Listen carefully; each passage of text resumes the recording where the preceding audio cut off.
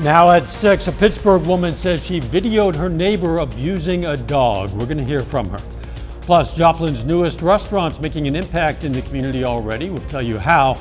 And how some local art lovers have the chance to see a piece not typically in public view. The 4 states' most watched news starts now.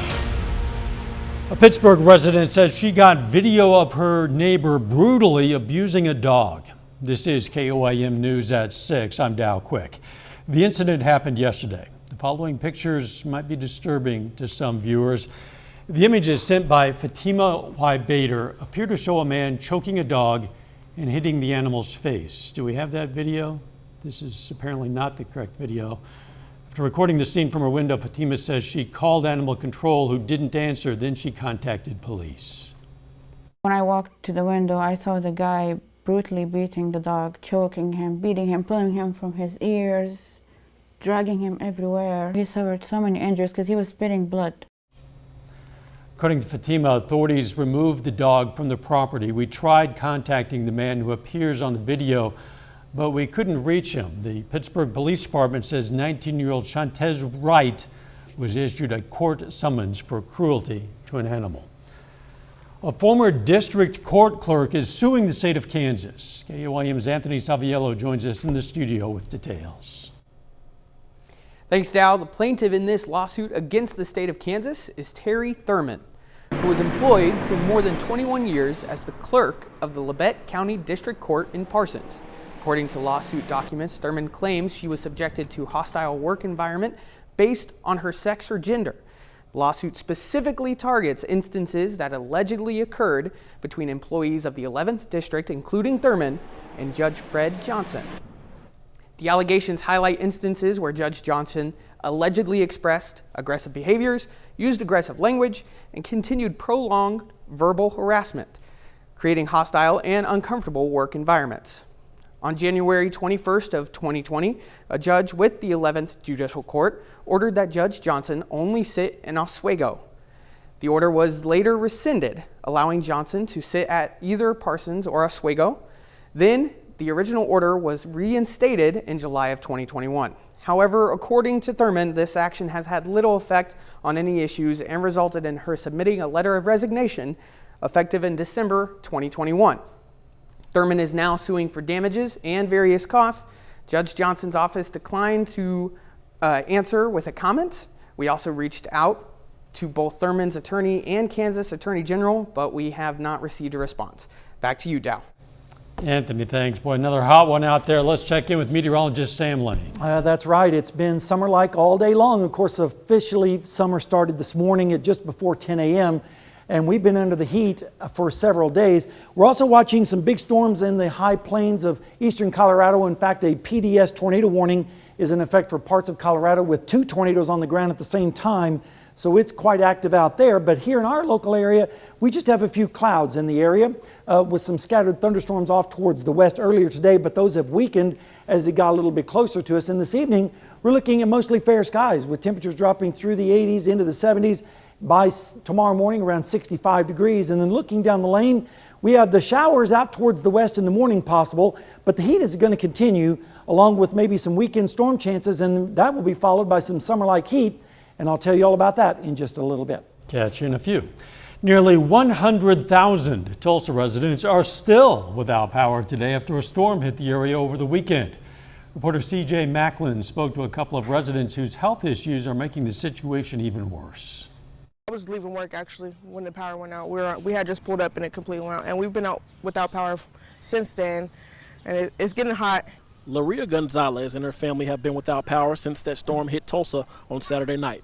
But the power company came out, the guy was on the phone, he said that it'd be a couple days, but he didn't give an exact date, so we don't know when it's coming back on. The family has now heard that power could be restored by this Saturday, June 24th. But her daughter has epilepsy, which causes her to have seizures if she doesn't receive her medicine, which is refrigerated, and if she gets too hot. And her sister uses an insulin pump and insulin pens because she is a diabetic. She has 2 more boxes right over here. I don't need her to end up in the hospital again because she's been hospitalized before. And then my sister's diabetic. Her insulin has to be refrigerated. It's hard. I spoke with another North Tulsa resident who was a little over 10 minutes away from Loria. She is also a diabetic, but she doesn't have the luxury of a diabetic pump. For me, being a type 1 diabetic, I'm insulin dependent and I don't have an insulin pump, so I have to take daily injections. And the insulin has to be temperature controlled in a refrigerator, generally below 70 degrees, no colder than like 60, but definitely no higher than 70, 75 degrees. Just 3 houses down from her, their power was restored last night, but hers is still off. So now she has to go stay with a friend in East Tulsa. So now that I don't have electricity, I have no way to cool my insulin. Luckily, I was able to get like a small lunchbox, but I can imagine other people who have medical conditions that require electricity. Tulsa is expected to see the temperatures soaring into the 90s for the rest of the week. Joplin's newest restaurant's already making an impact in the community. The sandwich chain Jersey Mike's Subs grand opening was today. And to kick off their launch, they're supporting Big Brothers Big Sisters of Jasper and Newton counties. It's part of the restaurant's commitment to local communities. They're donating 100% of their sales currently to the nonprofit. Jersey Mike's, always for their grand opens, gives all the money to charity. With Big Brothers and Big Sisters, we just, perfect partnership with us. Mentoring is a big thing with Jersey Mike's, as well as some of us have been Big Brothers Big Sisters mentors in our earlier lives. So easy partnership with them. Jersey Mike's is at 1702 South Rangeline. That's across the street from Academy Sports and Outdoors.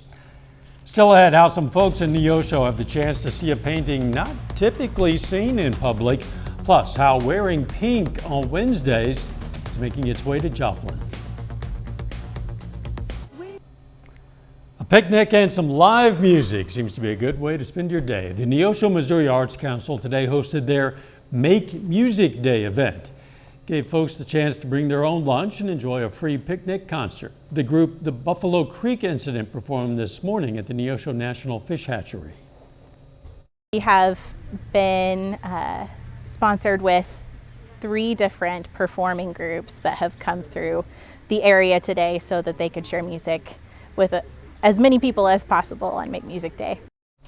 Ozark Sky performed later in the day at the Neosho Newton County Library. Some Southwest Missouri art lovers have a chance to view a piece of art that's not usually on public display, not this public anyway. Heritage by Sherry Petty is on display at Southwest Missouri Bank, Neosho North. Now, it's usually on display in Benton Elementary School, but due to renovations, it's going to be at SMB for the next 3 months. The painting is a large acrylic artwork commissioned in 2006 by the Newton County Tourism Council, influenced by the regionalist painter Thomas Hart Benton, a Neosho native. So we thought we had a 7x7 mural coming in, and then it was a 9x7 mural coming in. So we didn't actually have a big enough space to hang it here, but it's still here and we want people to come see it. It's a good place to come see it because not everybody's at the school. The painting focuses on the history of Neosho and Newton County and includes references to Neosho's annual Dogwood Tour and the city's nickname as the Flower Box City. On Wednesdays, we wear pink. The classic movie and play Mean Girls is coming to Joplin. Joplin High School is putting on the production. The show tells Katie Heron's story as she transitions into a new school and meets new friends such as Regina George. In total, the kids spend only about 4 weeks rehearsing to put on a phenomenal show. When you're in high school doing theater, you're playing adults or someone so much older, so far removed from things you experience. And so they were excited to be able to portray characters that are going through the same things they're going through and, living in the world they live in. Tickets are $10 for adults, $8 for students and seniors. You can see it this Friday and Saturday at 7 p.m. A little later, some local athletes earned state recognition. We're going to break down the honors in sports. We're tracking the heat as well as storm chances for the weekend. We'll have all the details when we come back.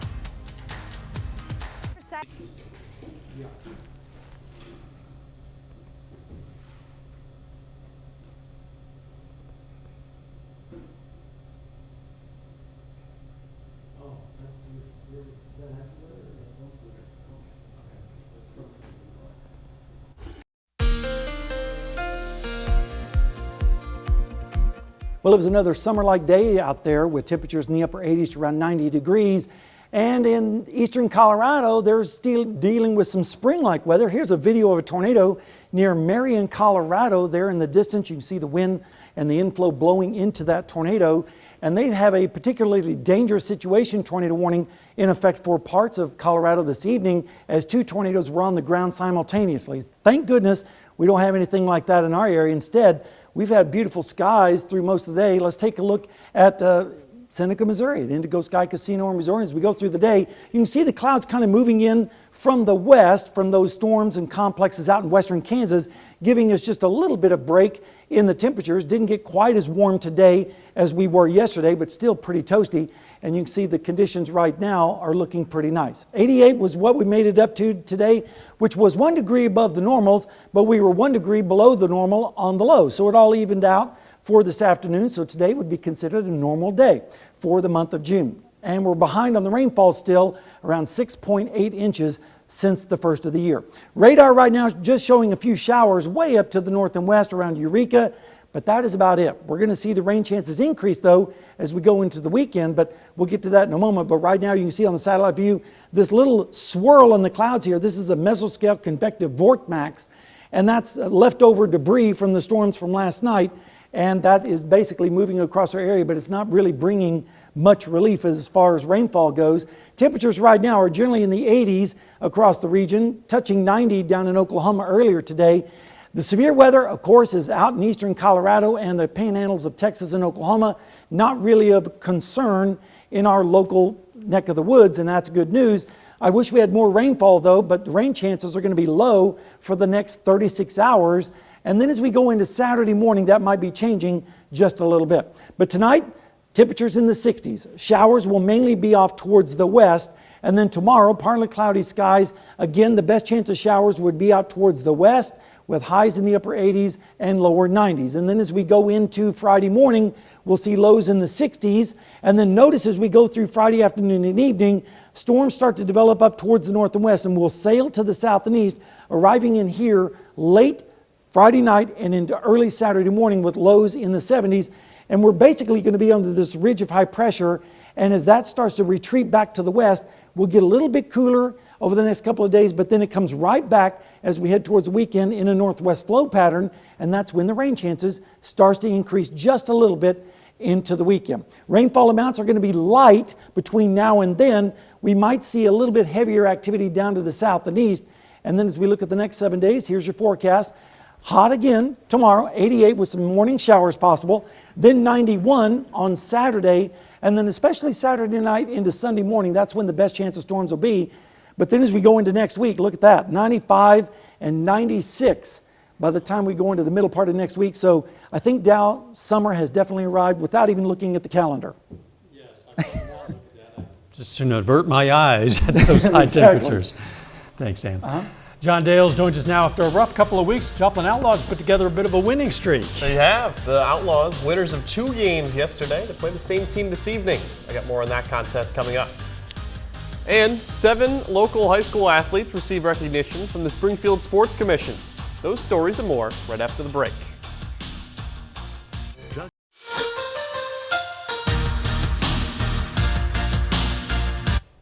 Hey, welcome into sports. I'm John Dales. The Springfield Sports Commission and Missouri Sports Hall of Fame released its yearly awards last night, and plenty of athletes from the 4 states are represented.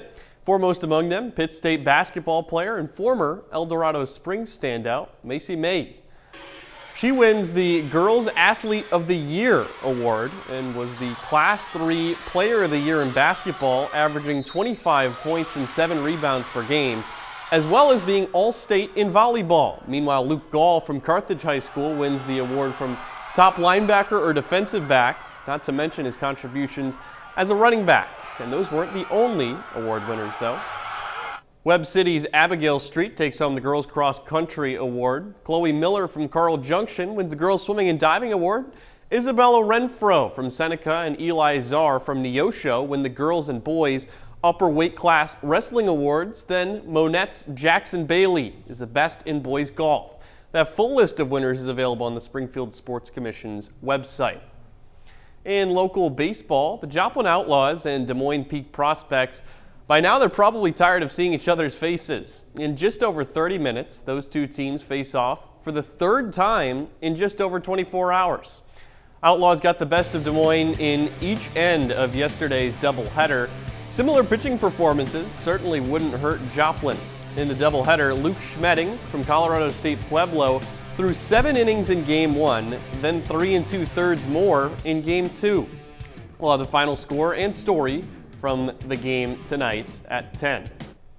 And yesterday was an aberration in the fact that not only did the Outlaws win 2, but the Royals won a road game for the first time in a month. That set things up for Kansas City to have a chance at a series victory this afternoon in Detroit. Royals at Tigers, no score in the top of the second inning when Freddie Furman drives one to the gap, then all the way off the wall off Matthew Boyd. It lets 2 Royals come to the plate. They score easily, just like that, 2-0 Kansas City. Same score, and the Tigers are up to bat. Eric Haas lines one into the gap, and 2 runs will score to tie it up. Game stays tied at 2 into the 5th, then 4-2 Detroit when Zach Short takes Singer deep for a solo home run, his 4th of the season, and Tigers take a 5-2 lead in the 8th. Then same score, and this play pretty reminiscent of the Royals' entire season. Shallow fly ball into the outfield, nobody's calling it, and Samad Taylor and Matt Beatty collide. The ball drops. Spencer Torkelson gets all the way to third base on the air. Taylor and Beatty crash into each other. Beatty would have to exit the game. Tigers win at 9-4. Rounding things out with the Cardinals, their daydream that has lasted the last few days has come to an end today. After a 5-game winning streak entering today, St. Louis shut out 3-0 in D.C. Things pretty good from Miles Michaelis on the mound for the Cardinals, who threw 7 innings of 2-run ball, but to no run support going with it. That's too bad. Just when they were getting hot. I know. Maybe they'll start another winning streak. We'll see. They have a couple of days off, then they go to Europe to play this. Really? Play the Cubs on Saturday. Wow. We'll be right back. Here's a look at what's coming up on KOAM News at 9 on Fox 14. We're going to have more on that suspected animal cruelty case recorded by a Pittsburgh woman. Plus, the Atkinson Municipal Airport in Pittsburgh hosts an open house to unveil its new expansions. And Pitt State hosts a discussion among area nursing school representatives about plans to create a nursing workforce center in Kansas. Those stories, a lot more. It's coming up tonight. KOAM News at 9 on Fox 14. What I have. Strawberries with chocolate on them. No, that chocolate is actually hummus. You know what hummus is? Well, it tastes pretty darn good.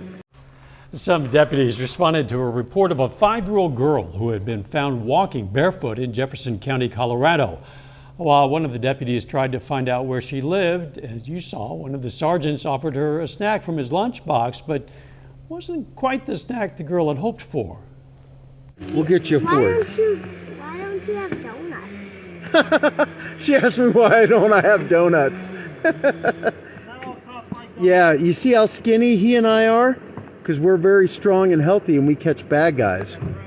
He was able to turn it into a valuable lesson to eat healthy. Fortunately, they were able to find her home and to help ensure that she is being properly cared for by relatives. I don't know if she'll get donuts at home, but she is safely at home. Hot out there. Hot and humid as well, with scattered showers and thunderstorms possible, mainly on Saturday night into Sunday morning. Of course, the heat continues right through the forecast with showers and storms periodically, but look at 96 by next Thursday, so we're getting closer and closer to that century mark. Quick sports note. Outlaws in action again tonight on the road, first pitch top of the hour. Thanks for joining us. We'll see you right back here at 10. Let's make it a great evening.